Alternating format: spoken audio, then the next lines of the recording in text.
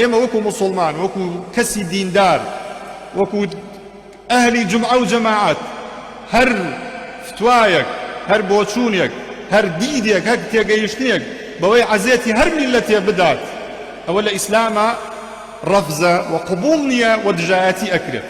و ئێمە چیمان پێ ئەکرێ بۆ یەکتری میلەتی خۆمان بەتایبەتی؟ ئێمە وەکو مسلمان، وەکو میلەتێکی ستەم دیدە، حەزەکەین یارمەتی هەموو کەسێک بدەین، بەتایبەتی ئەگەر میلەتی خۆمان لە هەر جێگایەک ببێت، ئەبێ ئێمە چیمان پێ ئەکرێ درێخی نەکەین. هەرکەس لە ئاستی توانای خۆی بە مادی بە معنەوی و ئەوە پێچەوانەی دینە کەسانێک بە ناوی دینەوە عەزێتی میلەتی کورد بدەن. خوای پەروەردگار ئێمەی گێڕاوە بە شەعب و کۆمەڵ و وڵات و تاقم بۆ تەعاروفە، نەک بۆ ئەوەی کەوا تۆ تەفاخورکەی بەسەر منە، نەک بۆ ئەوەی کەوا تۆ من بسڕیتەوە. بۆیە ئێمە لێرەوە ئەوە ئەدەین بە گوێی ئەو خەڵکانەدا کە ئەیانەوێ بە ناوی دینەوە خەڵکانی تر بسڕنەوە، پێیان ئەڵێن پەیامەکەتان پەیامێکی هەڵەیە، سەقەت حاڵی بوونە لە دین. کوردایەتی بەشەر و گوێن ناکرێت بەڕێزان خۆشەویستان. کورە نەکەن مەوقیف و کردار و کارێکی قێزوونی حتا دوژمنان هیچ کەسێک واتان لێ بکە ئێوە لە ڕاستی و لە حەق و عەدالەتە لا بدەن. کەسێک کە تا سەر ئێسخان دەماگیری عروبیەتی هەیە ئایەتی قورئان بۆ دینیتەوە و حەق و ڕەوا بەم داگیرکردن و ئەمانەت ئەدا، کورە تۆ دەیان ئایەتی قورئانت لەبەردەستە بۆ ئەوی وەڵامی ئەوان بدەوە، نەکرکت لە قورئان ببێتەوە. نابێ کوردایەتیمان لەسەر حیسابی دین و قیامەت بێ. تۆ لە پێناوی کوردایەتە دین و ئیمان و قیامەت خۆت بدۆڕینی، و بە پێچەوانەوەش نابێ لە پێناوی بە ناوی دینەوە کوردایەتی بدۆڕینی.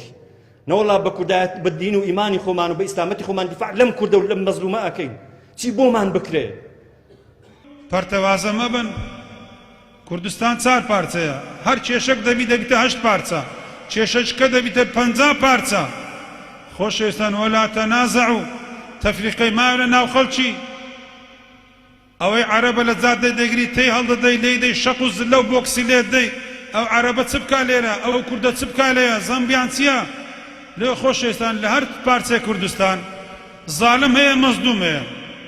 هەیە ئاڵای لا ئیلاهە ئیلەللا لە بەرز کردەوە، هەیە ئاڵای لا ئیلاهە ئیلەللا لە ژێر پێی خۆی دانایە. هەیە سەربەرزی لە بۆ ئیسلام دەوێ و هەشە سەربەرزی لە بۆ کوفر و ئیلحادی دەوێ. ئەو زاتو چیای تەئید دەکەی خۆشەویستان و بەڕێزان؟ قسەیەک لە بازاڕایە، مامۆستا تۆ مسلمانی یا کوردی؟ من کە لەدایک بووم بە کوردی لەدایک بووم، باوکو دایکم بە کوردی لەدایک بوون، لە کوردستانە گەورە بووین، بە خاکی کوردستان و ئاوی کوردستان گەورە بووم. بەڵام دینی ئیسلام دوایی من کە عەقڵەگرم هۆشەگرم وەری ئەگرم یا ڕەفزی ئەەکەم فڵان ئایدۆلۆجیا فڵان فیکر، لەبەرەوە ناکرێ براود لە بینی دین و نەتەوا بکەیت، نەتەوە شتێکی سابیتە.